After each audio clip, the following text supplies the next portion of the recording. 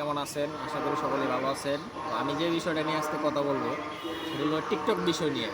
টিকটকে এখন যে অবস্থা চলতেছে, নারীদের যে অবস্থা চলতেছে, পুরুষদের যে অবস্থা চলতেছে, মানে কোনো কিছুর ভিতরে, ঠিক আছে, কোনো মানে নিয়ন্ত্রণ বলতে কিছু নাই টিকটকের ভিতরে এখন। আপনি যদি ল্যাংটা হয়েও আছেন তাও নিয়ন্ত্রণ করার কেউ নাই।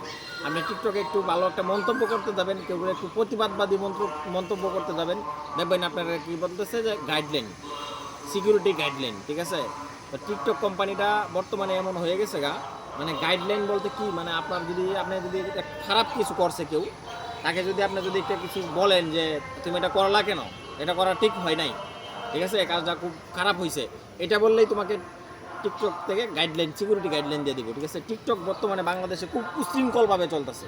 আমি খুব যথাযথভাবে আইন শৃঙ্খলা বাহিনীর দৃষ্টি আকর্ষণ করে বলতেছি, টিকটক কোম্পানিকে বাংলাদেশ থেকে দ্রুত গতিতে ব্যান করা হোক।